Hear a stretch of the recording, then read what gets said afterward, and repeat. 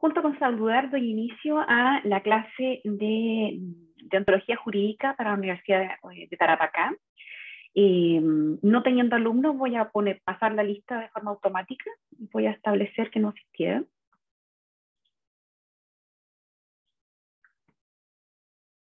Lo hice. Ya. Para esta clase nosotros habíamos programado conversar sobre un texto que ustedes tenían que leer, que particularmente hablaba de algo que nosotros hemos tratado bastante en clases, que hemos conversado sobre lo que es el deber de observancia del derecho y la obligatoriedad de la ley injusta, ¿no? Y ahí es algo que nosotros hemos conversado hasta este punto, sobre todo por la realidad mundial y la realidad específica también de nuestro país y particularmente de Tarapacá, sobre ¿qué hacemos cuando nos encontramos ante una normativa que aparentemente, por alguna razón, no parece justa o no parece justo cumplirlo, no parece injusto el cumplirla? Para ello, se les ha dado un texto, se ha incorporado un texto para que ustedes puedan trabajar, donde nosotros vemos si verdaderamente este autor, que es Sebastián Contreras, trata de analizar cuándo nosotros tenemos verdaderamente este deber de la observancia del derecho y cuándo verdaderamente nos podríamos encontrar obligados ante una ley injusta. Nosotros conversábamos esto en clases pasadas y lo hemos conversado durante todo el semestre, muy vinculado con el estallido social y muy vinculado con todo lo que argumentaba el estallido social con respecto a cómo obedecer una constitución que surgió en tiempos de dictadura, con todas las objeciones que nosotros podíamos hacerlo, si nosotros podemos considerar que esta era una norma justa y por tanto si es una norma justa debemos cumplirla.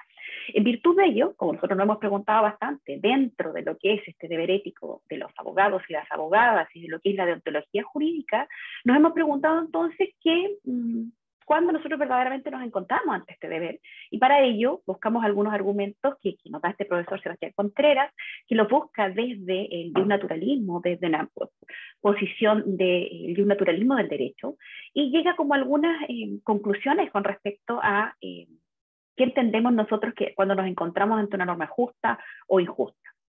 Y de esta manera el autor hace un análisis pensando en el código de ética que nosotros hemos conversado, que ya sabemos que en Chile no es obligatorio para todas las y los abogados, pero que es el referente que tiene y que la Corte Suprema en algunos fallos ya ha mencionado como referente para poder evaluar o tener algún criterio para poder aplicarlo a las y los abogados. Y además nosotros conversábamos que existe un proyecto que actualmente se encuentra pendiente ante el Congreso específicamente sobre esta materia y específicamente sobre cuál es el comportamiento de los abogados y las abogadas, pero sí también de otras profesiones, es decir, si verdaderamente nosotros tenemos que tener algún control de cómo nosotros ejercemos nuestra función desde un punto de vista moral, desde un punto de vista ético, desde un punto de vista del bienestar social, más allá del bienestar meramente individual, que es lo que nosotros hemos conversado también hasta este punto.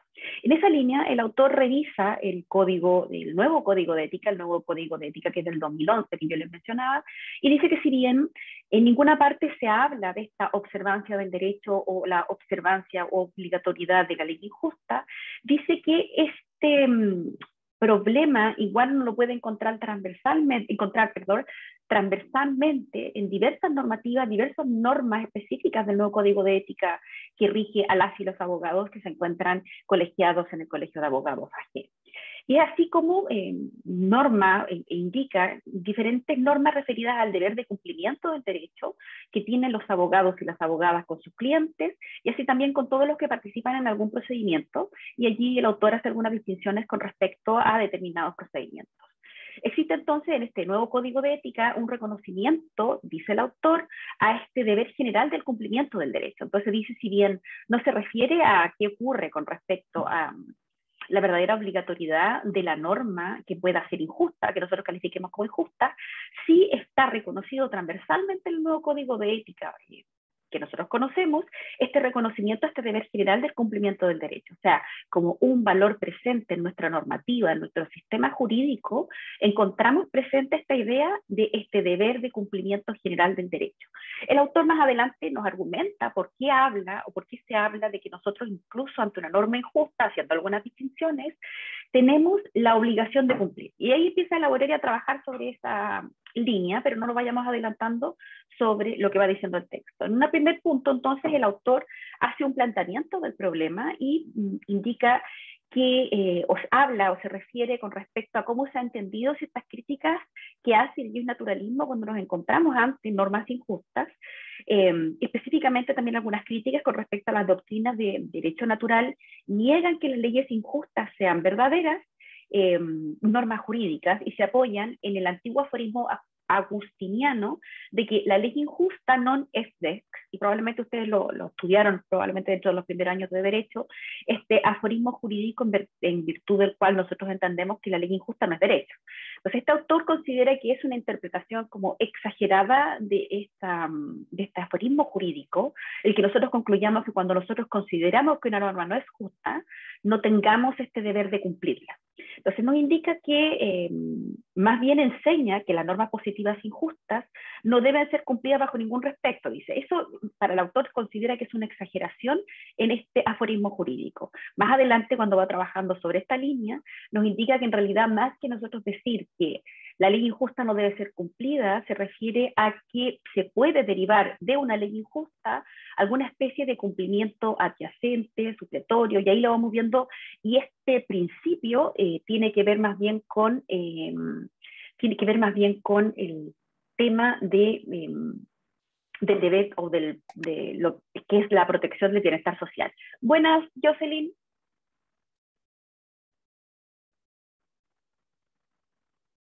¿Está por ahí?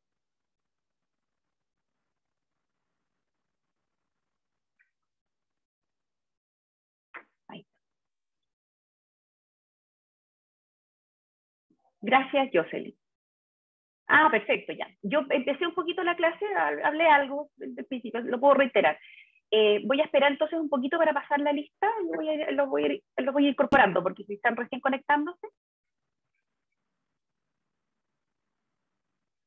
Por ahora veo que está Camila Medrano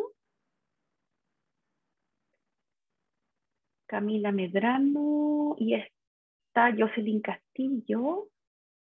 Ya, yo empecé la clase, ya había avanzado un poquito sobre un texto que ustedes tenían que leer y que era que finalmente eso es lo que teníamos destinado para esta semana, que era hablar sobre el deber de observancia del derecho y la obligatoriedad de una norma injusta o de la ley injusta, y que nosotros lo habíamos conversado en clases pasadas, gracias Jocelyn, lo habíamos conversado en clases pasadas con respecto o relacionado con lo que pasó con el estallido social y dentro de los textos que hemos revisado hasta ahora, en lo que era la deontología jurídica, la ética jurídica, hasta qué punto nosotros nos podíamos ver verdaderamente obligadas a respetar una norma cuando es injusta. Este es un texto de un libro grande que yo les puse a su disposición en el aula virtual, en el intranet que ustedes tienen, y es un texto que se llama Deber de observancia del derecho y obligatoriedad de la ley injusta de Sebastián Contreras. Y ahí vamos nosotros como revisando algunas cosas, algunos factores relevantes con respecto a esto. Así que voy a ir incorporando a la gente que va entrando. Andrea Juárez. Las voy incorporando a la lista mediante van entrando y después voy a guardar finalmente la lista al término de la clase, mediante voy viendo que van entrando. Para que me disculpen si a veces como que me pierdo un poquito de lo que estoy hablando.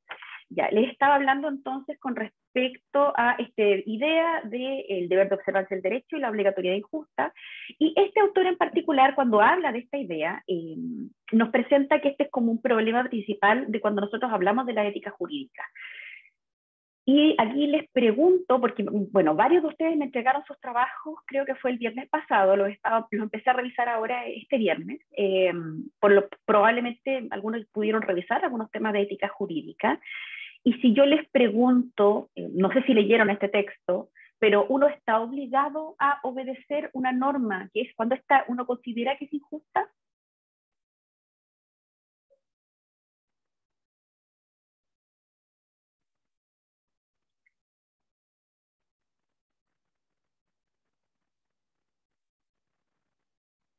Ahí incorporé a Yulisa, que entró recién. Le vuelvo a consultar. Uno está obligado a obedecer, o estamos obligadas, porque creo que solo hay mujeres en la clase, ¿estamos obligadas a obedecer una norma o cuando esta es injusta? Y tiene que ver con el estallido social. Más que ustedes hayan leído el texto, es preguntarles como su criterio. Si tienen algún problema con el audio, me lo pueden escribir. Yo creo que no, profesora, no estamos obligados. Que no estamos obligados a obedecer cuando una norma es injusta. ¿ya? Depende de nuestra ética, yo creo, de cada uno. De, O sea, de nuestra ética, de ciertos valores, principios, de qué ¿ya? consideramos injusto también, De que porque esa es consideramos una injusto. palabra igual difícil. Difícil, claro, porque es subjetiva en sí misma. Entonces es lo difícil, ¿ya? Ese es el criterio de Andrea. Las demás no me van a comentar, o por si acaso se quieren comentar sobre esta idea,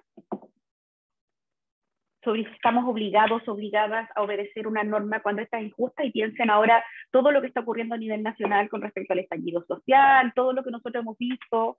Me dice Jocelyn Castillo, si es una norma debiese cumplirse. Ya, en el texto, lo que me dice Jocelyn, y de hecho es real, cuando uno habla de norma, uno habla de si es norma, si ha cumplido con los requisitos que la ley, que nosotros tenemos en nuestro sistema jurídico para que deba ser obedecida, debe ser obedecida. Bien, pero ¿por qué debe ser obedecida?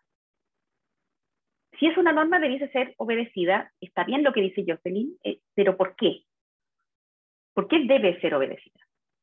¿Cuál es el valor que nosotros estamos protegiendo cuando nosotros decimos debemos obedecer una norma cuando está cumplido todos los requisitos que nosotros tenemos en nuestro sistema para crear una normativa? Más allá, si nosotros consideramos que el contenido de esa norma quizás es injusto, ¿por qué debe obedecerse esa norma? Jocelyn, ya que usted con la que me dice. Porque acarrea un castigo si se incumple, sí. Y de hecho el autor, cuando va analizando en el texto, dice una de las razones por las cuales nosotros obedecemos las normas es porque traen incorporado en sí mismos también un castigo, ¿no? Un castigo, entonces como yo tengo un castigo, yo tiendo a cumplir la norma porque voy a ser castigado, ok. Pero el autor dice, revisando esa posibilidad de sanción, dice, pero bueno, el miedo a una sanción no es suficiente fundamento para que yo diga debe ser obedecido. Y se recuerda cuál es el deber ser, o se imagina, todas las que están aquí, independientes si lo leyeron o no el texto, por qué nosotros debemos obedecer la norma, más allá de que nosotros cumplamos los requisitos objetivos y que la norma exista según lo que nuestro sistema legislativo dice es una norma. ¿Qué es lo que nosotros estamos garantizando cuando nosotros obedecemos la norma? Porque si es una norma es porque es lo correcto hacer. Sí, ahí está la discusión, ¿no? Porque uno podría encontrar a veces normativas que nosotros podríamos considerar que no son justas o que no son correctas.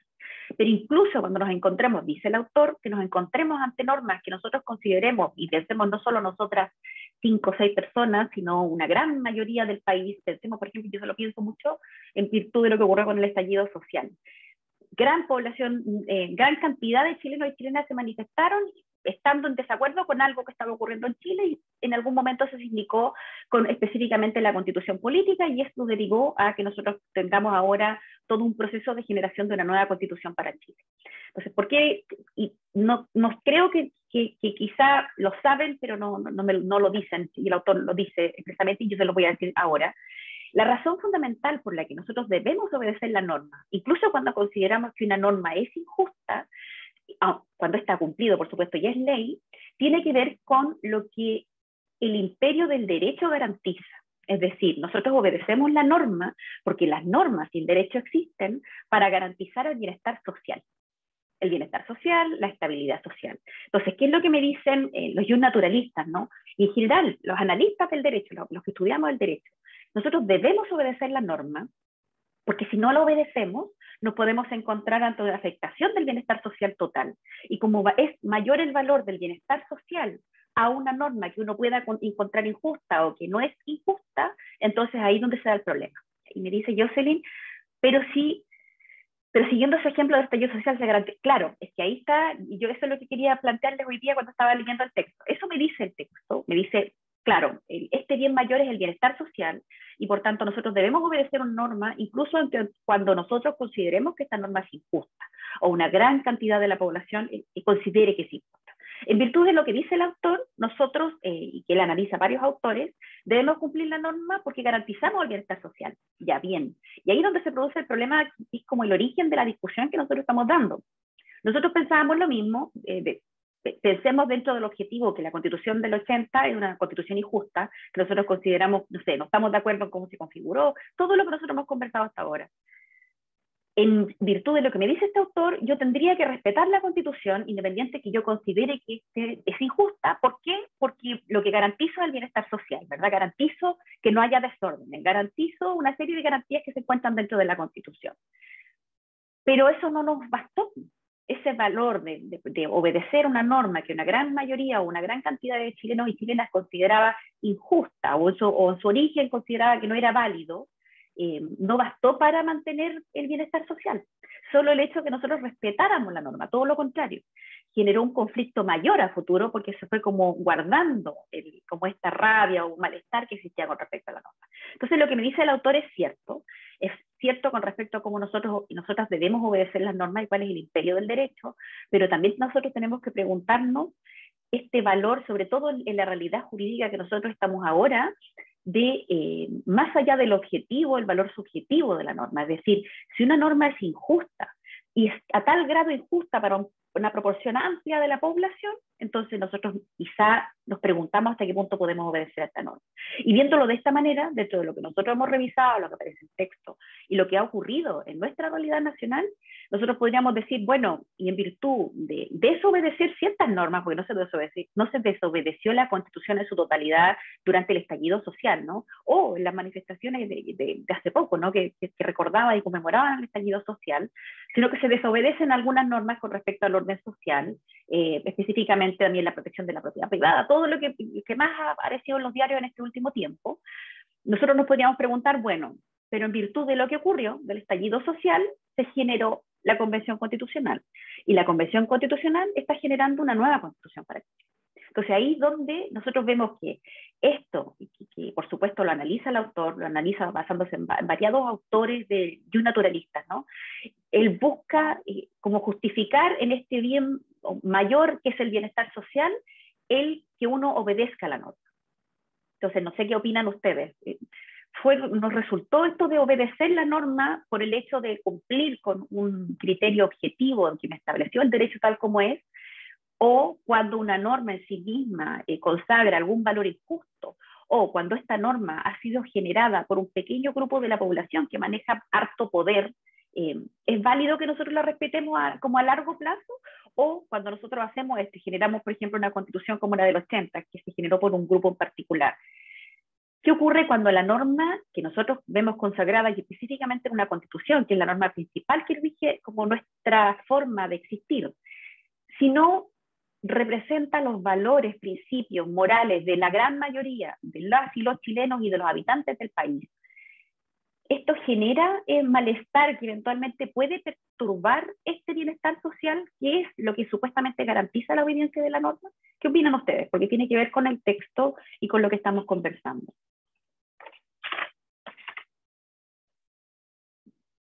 Y voy a ir incorporando a algunas de las personas que han echado clase.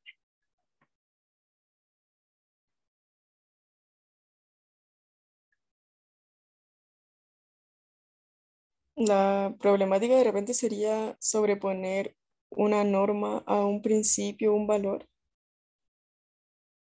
Sobreponer una norma a un principio o un valor. Tiene que ver con algo que conversábamos dentro de la clase anterior, creo, cuando conversábamos cómo se redactaba la norma, y yo les decía que nosotros siempre pensamos que la normativa es algo como súper objetivo, y le damos este valor objetivo y no vemos lo subjetivo. Y nosotros hemos llegado como a alguna conclusión donde decimos la normativa, en efecto, representa ciertos valores de carácter subjetivo, y esos valores que representa son del grupo que está ejerciendo poder en el momento que se redacta esa norma en particular. ¿Se recuerdan que lo conversábamos, creo que en la última clase? Y eso yo lo relacionaba en particular con la Constitución de 1980, y nadie podría quizá no estar absolutamente de acuerdo conmigo, pero en sus orígenes no fue una constitución que se generó con la participación masiva de todas las y los chilenos, salvo en este plebiscito de cierre que tuvo al final sobre si aceptaban o no aceptaban la constitución, pero todavía nos encontramos en un momento histórico complejo, ¿no? Tiene que ver con eso, es decir, cuando nosotros tenemos normativas que quizás no representan los valores morales, principios, que nosotros podemos decir representen a la gran mayoría de las y los chilenos, y que yo les decía que también tenía que ver con que esta nueva constitución, que se está generando de una forma súper innovadora y distinta para cómo se han generado nuestras legislaciones a nivel nacional, además está como incorporando los valores de todos estos grupos que hasta ahora han sido excluidos de esta definición de lo que nosotros entendemos por Estado chileno, porque representa la chilenidad, y tiene que ver con esto que nosotros conversamos de la plurinacionalidad, la pluriculturalidad, y que nosotros, incluso nosotras en particular, conversábamos en clase que era la realidad de nuestra región, donde nosotros siempre veíamos migrantes, siempre veíamos gente de pueblos originarios, muchos de nosotros somos parte de los pueblos originarios, es decir, nuestra constitución no reflejaba lo que nosotros éramos. Entonces ahí está la discusión, que no da este autor, por supuesto, pero que sí dan otros autores a nivel latinoamericano y a nivel nacional, donde se discute que cuando una norma, como tan importante como la Constitución, incorpora los valores de un grupo de poderoso de la población, pero que no representa a todas las y los chilenos, entonces nos encontramos ante una norma que eventualmente va a ser desobedecida y va a generar todo lo que uno no espera que ocurra, es decir, que se rompa el bienestar social. ¿Se entiende lo que digo?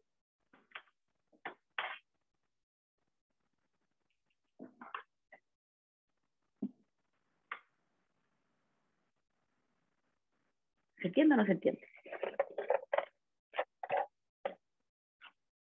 Sí, sí se entiende, profe. Ya. Y eso es lo que yo digo, lo que dice el autor, lo que digo yo y muchos otros, ¿no? Pero es una forma, una visión más crítica del derecho. El autor busca, y eso es importante también para que lo entiendan y lo conozcan, él dice que es importante que nosotros obedezcamos la norma, porque si nosotros no obedecemos una norma que nosotros podemos considerar que sea injusta en sus orígenes, sea injusta por quién fue el titular que la generó, sea injusta porque no representa una gran cantidad de la población, es importante que nosotros la obedezcamos, porque si no la obedecemos, se afecta al bienestar social. Eso es lo que dice este autor, el autor que yo les encargué que ustedes leyeran. Es decir, no tiene precisamente mi posición o lo que yo pienso, sino para que ustedes también tengan distintas perspectivas y también entendamos la importancia también que tiene el imperio del derecho. Es decir, por qué es importante que nosotros obedezcamos la norma o por qué es importante la labor que nosotros ejercemos como abogadas y abogados. ¿Cuál es la importancia del derecho? El derecho, como un mecanismo de solución de controversias, desde que nosotros empezamos la existencia de la humanidad, tiene que ver con garantizar el bienestar social. Por eso existen las y los abogados y por eso existe el derecho. Por eso nosotros creamos normativas, porque nosotros naturalmente tenemos diversos conflictos entre los diversos humanos y eso genera la necesidad de este mecanismo que busca de alguna manera entregar soluciones objetivas o concretas al derecho. ¿Por qué se lo digo de esta manera? Porque también cuando uno habla de respetar normas justas e injustas, también vamos a hablar de lo que es la importancia de la observancia del derecho. Y aquí les quiero comentar algo que también tiene que ver con la realidad nacional y tiene que ver con este criterio de lo justo y lo injusto. Ustedes, bueno, todas yo creo que saben que para nosotros acceder a ciertos restaurantes, a ciertos lugares con determinados aforos, nosotros tenemos que acreditar mediante un documento que nosotros hemos recibido nuestras vacunas de COVID, ¿no? Por lo menos las 2 primeras dosis. Y sobre esta idea, les quería consultar, o si saben, que hay gente que voluntariamente no se quiere vacunar y debido a estas restricciones que se establecen porque no pueden acceder a aviones, a moverse interregiones, a ciertos servicios dentro de la ciudad porque no están vacunados, han presentado algunos recursos discutiendo que se les está afectando su libertad en cuanto a obligarles porque, o sea, dicen que lo real como que se les está obligando a ser vacunados. ¿Han escuchado de esos reclamos de algunas personas a nivel nacional? Sí, profesora. Sí, profe. De hecho, la Corte Suprema igual ha acogido todos estos reclamos en favor de las personas que es discriminatorio el tema del pase de movilidad. Es discriminatorio el pase de movilidad. Salió, pero yo leí, o sea, no, yo tenía leído de que parece que les habían rechazado los recursos. Sí, profe, de hecho yo igual leí hoy día que se había rechazado ese recurso. El recurso. Lo que sí sé es que lo que leí por ahí era con respecto a las sanciones que se le ha dado a algunas personas que los han pillado, no recuerdo bien cómo me parece que era sin el pase, sí, estas multas que nos cobraban por andar sin el pase de movilidad o por estar fuera o por no cumplir los toques de queda, esas multas creo que tienen un defecto jurídico que sí las Cortes les han dado la razón a las personas que lo han reclamado y en efecto dicen que el Estado no tiene la posibilidad de cobrar efectivamente esas multas. Eso sí lo escuché. pero con respecto a los recursos de que se está afectando la libertad o estos principios y garantías que tienen las personas de poder ellos decidir no vacunarse, no, en general, lo que leí yo por lo menos, no se les ha aceptado, no se considera que es un ejercicio real el que se les prohíba como este principio de la libertad. Y por lo que entiendo también tiene que ver con determinados, con la ponderación de ciertos derechos, ¿no? ¿Qué es lo que vale más? Mi derecho a que yo no me quiera vacunar o esta supuesta garantía que nos da el que nosotros todos nos vacunemos y que finalmente podamos eventualmente acabar con las restricciones que tenemos hasta el día de hoy y veamos un poquito más superada esta pandemia mundial, ¿no? Que era el COVID. Entonces, como que esa garantía de la libertad que yo tengo de no vacunarme por sobre la afectación que eventualmente puedo hacer a terceros por el decidir no vacunarme o que un grupo importante decida no vacunarse, creo que en general, lo voy a buscar bien, pero por lo que leí las Cortes lo han rechazado y ha primado esta garantía superior de lo que es el bienestar social, ¿no? Que tiene que ver con lo mismo que estábamos conversando con respecto al respeto a la normativa. Entonces ahí está la discusión y sobre todo en el sistema en el que nosotros vivimos, que es un sistema más bien liberal, ¿no? Como nosotros hay ciertas cosas que superan el interés individual que nosotros podamos tener como personas y que en realidad lo que nosotros estamos buscando es el bienestar social. Y en este caso, en el caso de las vacunas, la vacunación y todos estos procesos que se están viviendo dentro de esta pandemia COVID, tienen que ver con el bienestar social total. Es decir, que la gran mayoría de chilenas y chilenos ya, y de todos los habitantes que se encuentran en la nación, sean o no chilenos, también puedan recibir esta garantía y finalmente nosotros podamos acabar con un problema mayor. Entonces, bienestar social. Entonces, en eso uno coincide con lo que dice este autor, y que este autor lo dice trabajando diversos autores de lo que es el derecho natural, como habla de Santo Tomás, habla de diversos autores, habla de Finis, de Hobbekat, de Hart, de Austin, donde menciona que ellos también trabajaron sobre esta línea de que ante una norma injusta lo que cabía es obedecer la norma, pero obedeciéndola porque lo que nosotros estamos tratando de garantizar, dice el autor, es el bienestar social. Y esta garantía del imperio del derecho tiene que ver con que yo respeto la norma independiente del contenido de esta. Ahora, incluso este autor, cuando llega a estas ideas, cuando va avanzando en el texto, cuando habla sobre el deber general de la observancia del derecho, también analiza e indica algunas distinciones sobre cuando nosotros hablamos de una norma injusta. Y dice que una norma injusta que me diga que yo debo causarle un daño a una persona, y eso lo dice derivado de lo mismo que decía Santo Tomás, en ningún caso debe ser cumplida. O sea, incluso este autor llega a un caso específico de Santo Tomás donde, a pesar de que nosotros decimos que el obedecer la normativa tiene que ver con este principio del bienestar social total en cuanto a la garantía de la estabilidad social, aún en ese caso, nosotros no obedecemos la norma si la norma nos dice que nosotros le hagamos un daño o generemos una afectación al derecho de otro. Si es que lo leyeron o quizá les hace sentido, ¿no? Y esto tiene que ver un poco, ¿se pueden imaginar algún caso donde a ustedes se les pida causarle daño a un tercero y que ustedes decidan no cumplir con esa norma?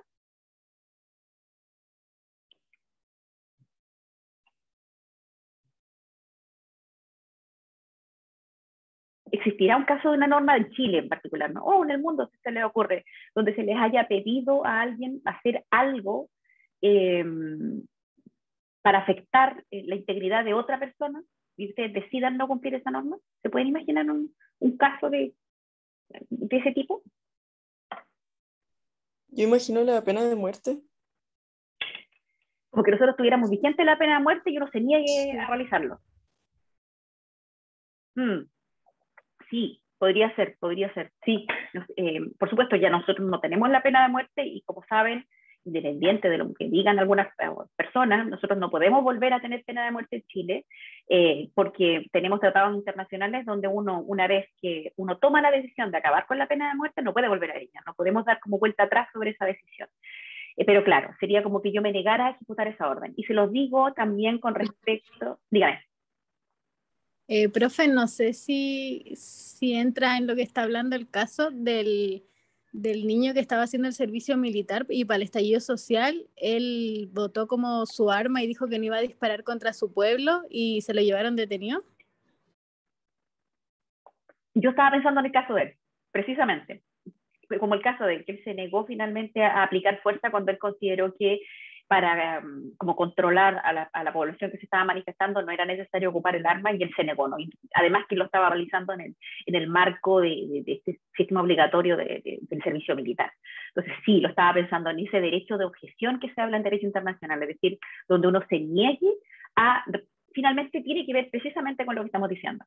Yo me niego a obedecer una normativa, en este caso de carácter como de obediencia militar, porque yo considero que se me está ordenando hacer daño o afectar la integridad de otra persona.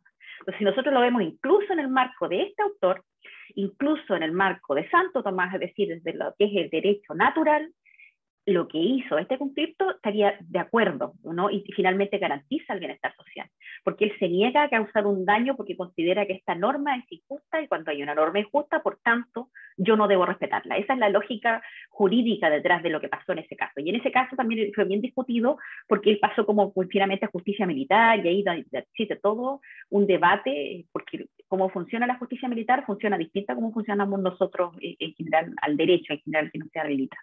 Entonces sí, pero yo estaba pensando en ese ejemplo, y en general cuando hablamos de violaciones a los derechos humanos, también se ve desde esa manera, desde esa perspectiva, con las consecuencias que también pueda tener cuando uno decide desobedecer, ¿no? En ese tipo de marco. Estoy pensando en el caso de momentos así como dictadura, ¿no? Donde que va a tener consecuencias físicas seguras para la persona que se niega a obedecer esa orden.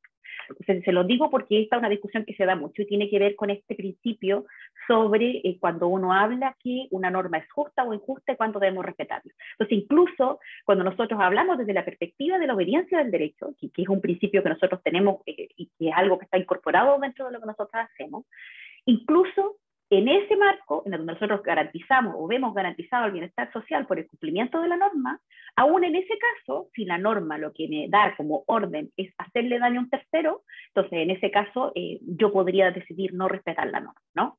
Y para dar un ejemplo, porque este ejemplo que dimos recién quizás es un ejemplo que a todas nos puede parecer más simple de entender, pero veámoslo desde un punto de vista más conservador, que no es mi postura, pero para que lo veamos como de las diversas formas.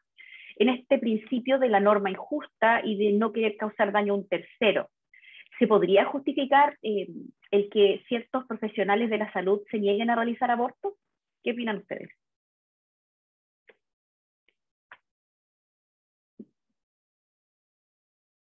¿Saben si se puede, por ejemplo, hoy en día? Bueno, ustedes saben que en Chile actualmente nosotros tenemos el aborto solo en 3 causales, ¿no? Y hace muy poquito lo tenemos. ¿Saben si los médicos y las médicas se pueden negar a realizar el procedimiento de aborto si nosotras, por ejemplo, concurriéramos dentro de las 3 causales a realizarnos un aborto? Creo que si el médico atiende en el servicio público está obligado, me parece. Sí, el servicio público está obligado, pero sí. Ya. Y viéndolo desde el punto de vista de la obediencia y desobediencia de la norma injusta, y viéndolo como desde el punto de vista de un médico o una médica que era súper conservador, y que se diga, no, es que esta es una norma injusta, entonces yo me niego. ¿Eso nos parecería válido ese argumento? Como para verle como desde el otro punto de vista. ¿Podría negarse?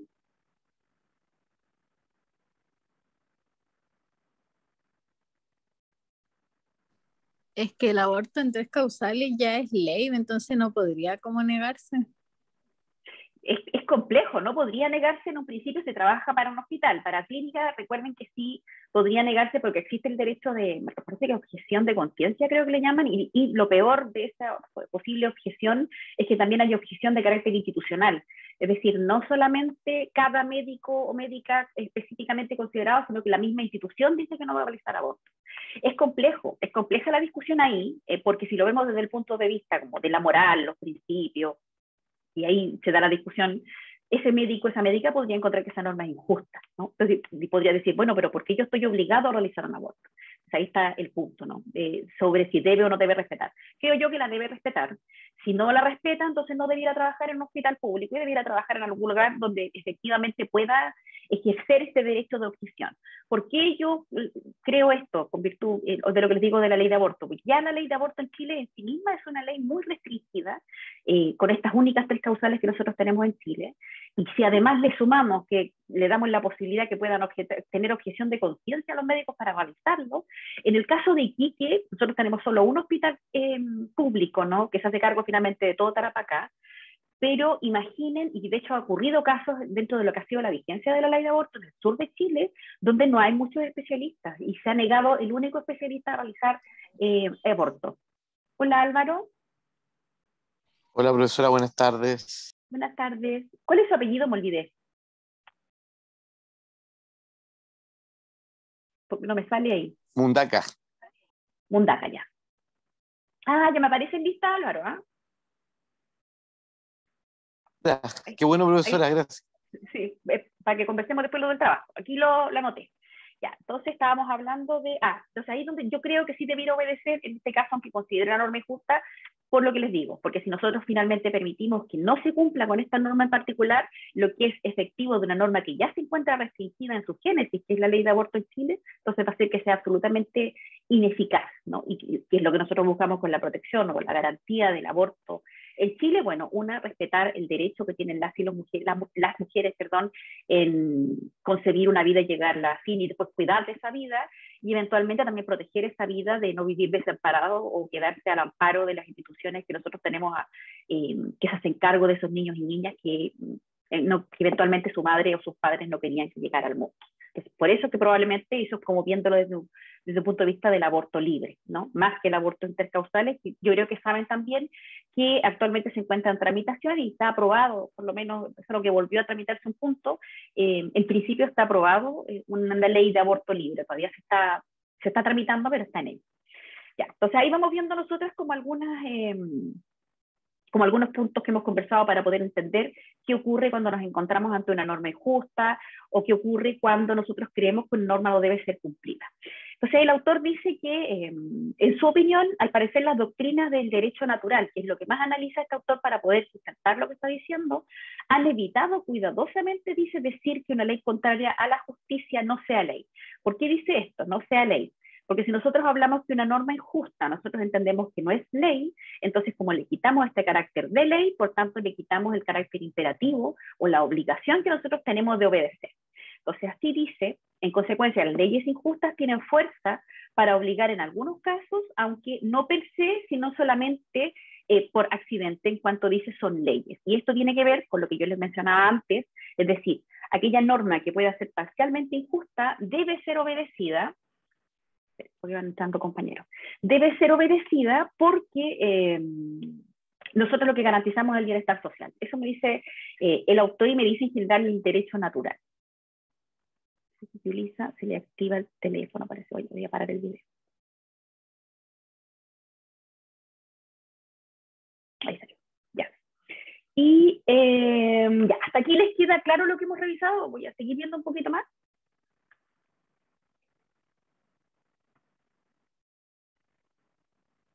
Sí, profe. Sí, profesora, disculpe, ¿qué texto está revisando?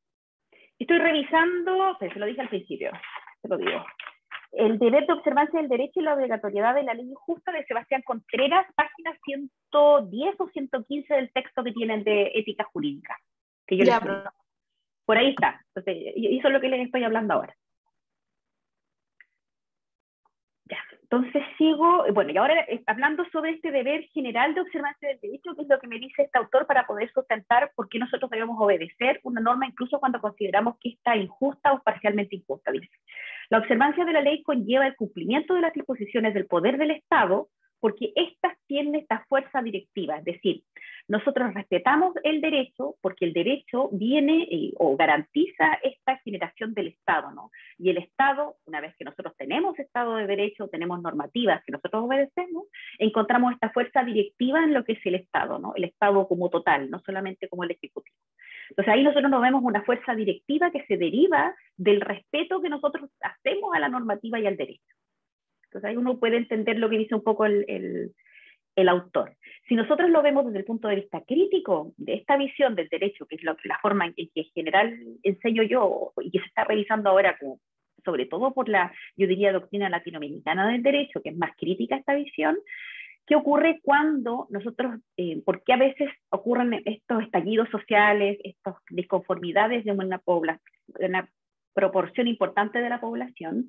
Entonces nosotros nos encontramos ante normas que la gente considera injustas, un sistema que la gente considera injusta, y que llega a un punto que dejan de obedecer, y dejan de obedecer en virtud quizá de esta injusticia, este valor no representado que se le encuentra en la norma. O en el caso de, sobre todo de nuestro último tiempo, también incluso el cuestionamiento a nuestra autoridad máxima, que es el presidente de Chile, ¿no? Con todo lo que ha ocurrido en este último tiempo con respecto a los Panama Papers, entre otras objeciones que ya existían con respecto a la represión. Existe también este otro que excede ya la discusión sobre si respetar o no una norma injusta, sino que ocurre cuando ya estamos ante un gobierno que ha perdido el apoyo, o el apoyo de gran parte de la población. ¿Cómo se mantiene en el poder si ya no tiene el apoyo del pueblo, ¿no? O tiene el apoyo de una proporción muy mínima de la población? Además les menciono, con respecto a lo que conversábamos, con respecto a la posibilidad de obedecer o desobedecer una orden en el caso del conflicto, y también con respecto que también se relaciona con cómo opera Carabineros. Yo creo que saben que el protocolo de Carabineros para atender manifestaciones sociales como las que ocurrieron durante esta última conmemoración del estallido social, cambió. ¿Sabían que cambió el protocolo de Carabineros? Al menos yo no sabía. Sí, cambió. Yo escuché que cambió, pero no sé cuáles son los cambios. Cambió principalmente que el uso de la fuerza, fuerza letal por parte de Carabineros, está sumamente restringido. Solo pueden ocupar estas pistolas que ocupaban de balines, que tienen para poder utilizar las bombas lacrimógenas, en el caso que efectivamente corra riesgo la vida del carabinero o del grupo de carabineros. No, solo en ese caso pueden hacer uso de fuerza relativamente letal, no como la ocupaban antes, que tenían como mayor libertad para poder ocuparla. Es bastante más específico que eso, pero existe toda una queja con respecto a ese protocolo o nuevo protocolo. Por una parte existe un grupo como yo, que está de acuerdo con el nuevo protocolo en cuanto garantiza que no hayan afectaciones a los derechos humanos de quienes se están manifestando, independiente de lo que ocurra. Y por otro lado está lo que es la afectación a la propiedad privada y la discusión sobre si esta fuerza pública, que son los carabineros, tienen la obligación también de proteger la propiedad privada que se encuentra alrededor de donde se están ocurriendo los desmanes o las movilizaciones. Y también está la discusión sobre distinguir, cuando hablamos de la movilización, quienes están movilizando y quienes están delinquiendo, ¿no? Yo creo que toda esta discusión la tienen que haber escuchado, la saben, quizá vieron por ahí, porque todos también fuimos parte o conocimos lo que ocurrió durante el estallido social, y vamos viendo lo que está ocurriendo a nivel nacional, y en Santiago las movilizaciones fueron bastante fuertes para la conmemoración del estallido social. Acá en Iquique también hubo manifestaciones, pero creo que no de la entidad que ocurrieron en el 2019, ni tampoco como ocurrieron en Santiago. Entonces tiene que ver con este principio, y ahí ustedes van viendo cómo nosotros vamos adecuando la normativa en el caso nuestro, por el descontento, porque la gente decidió no respetar determinadas normativas. Se generó un cambio constitucional en algún momento, y ahora también se generó un cambio que se estaba reclamando hace mucho tiempo con respecto al protocolo de cómo operaban nuestras fuerzas civiles de carabineros en las calles, ¿no? De control de la población. Y eso también parece positivo en cuanto a lo que es la protección del bienestar social, la protección de los derechos humanos, ¿no?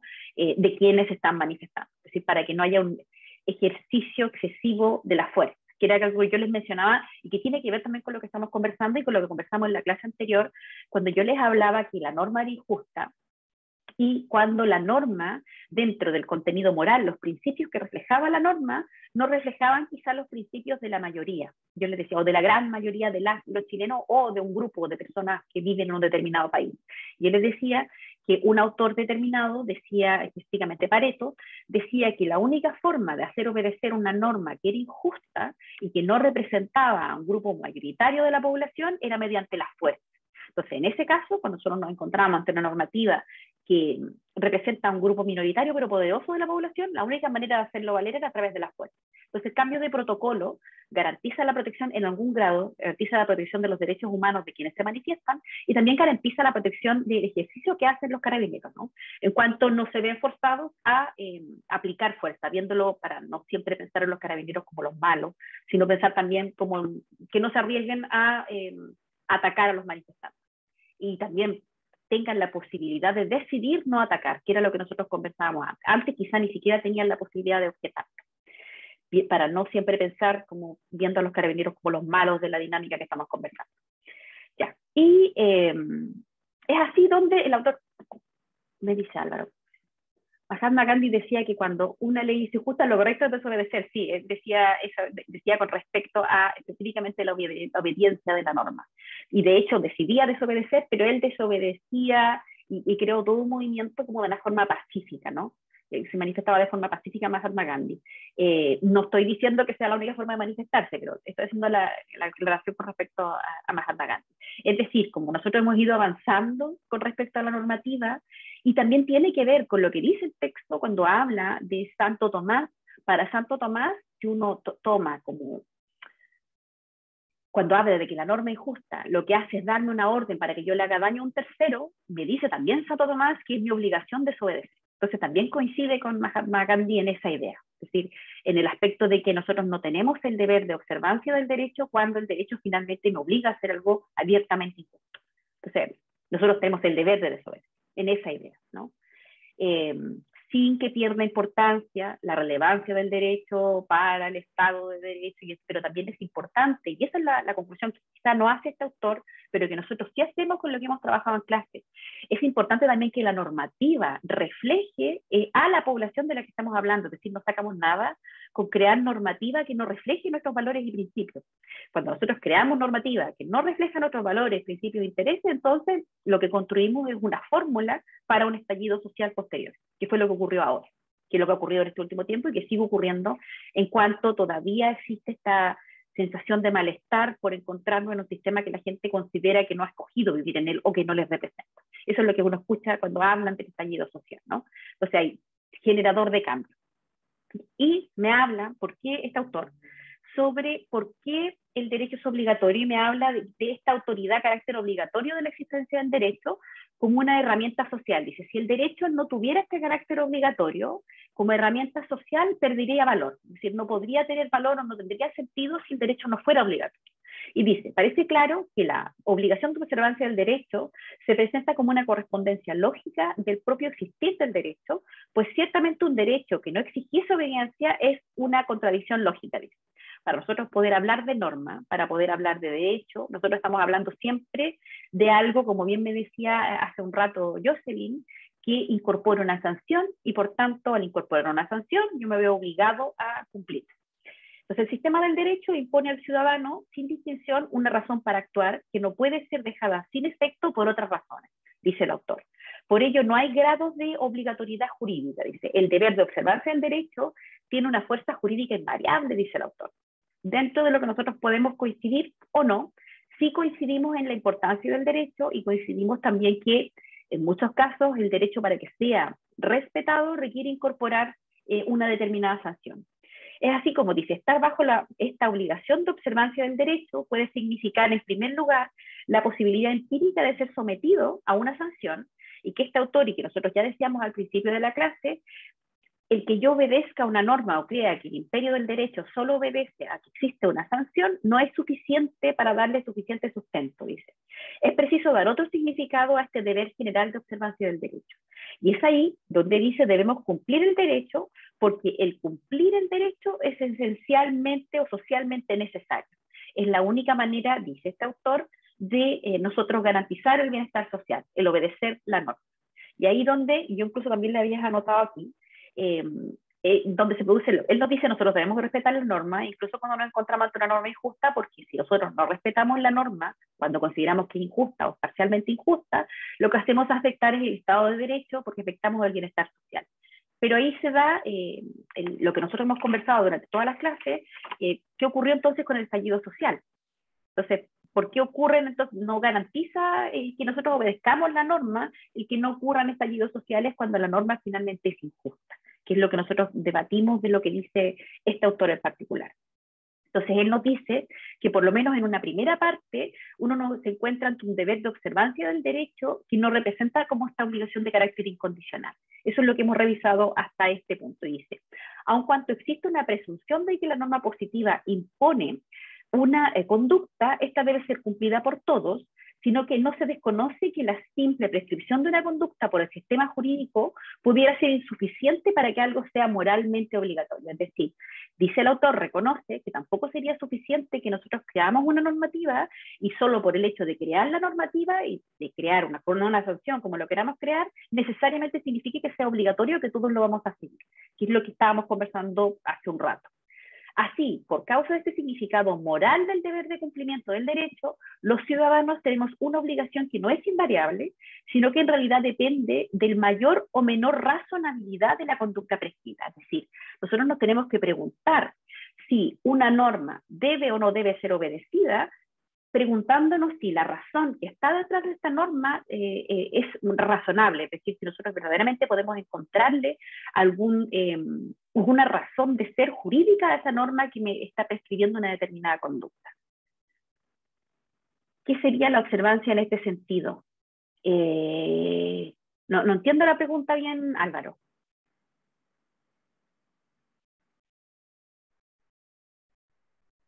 Para poder, porque no sé cómo contestarse.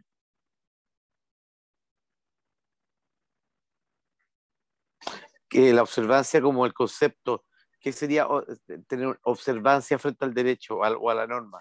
¿Es observar y no actuar? ¿Observar y actuar? Observar es respetar la norma. Observar lo prescrito por la norma. Eso quiere decir la observancia del derecho, la observancia de la norma. No solamente observar, sino observar la norma, respetarla. A eso se refiere el concepto en general. Y de hecho el autor hace una distinción al principio porque prefiere hablar de observancia del derecho más que hablar de como la obligación de cumplir el derecho, porque lo dice al principio del texto. Pero se refiere a respetar la norma. Pero cuando va trabajando sobre esa idea de cómo nosotros debemos respetar el derecho, incluso él llega a este principio de la razonabilidad de la norma. Es decir, yo cuando veo una norma que ha cumplido con el determinado procedimiento que nosotros tenemos para crear una norma, también yo debo preguntarme si esa norma es o no es razonable. Entonces, en ese caso, nosotros nos podemos preguntar si yo verdaderamente estoy incondicionalmente obligada a cumplirla o no. Y en este caso, si nosotros encontramos que la norma no tiene una razón, que no es razonable el fundamento que tiene esta normativa, entonces yo podría decir, esta norma es injusta y por tanto podría derivar que no voy a cumplir con esa norma en particular.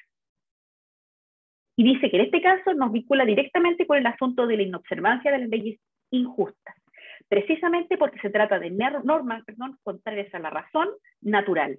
Dice, estos preceptos no imponen en estricto rigor una obligación moral de cumplimiento, sino que lo que él dice que más que cumplir una obligación moral de cumplimiento, se da como una especie de deber de cumplimiento de la norma, donde lo que yo veo, más que lo que sea razonable de la norma, lo que veo es el bienestar social. Entonces, si yo incumplo la norma, afecto entonces el bienestar social. ¿Tienen alguna duda con respecto a lo que hemos visto hasta este punto?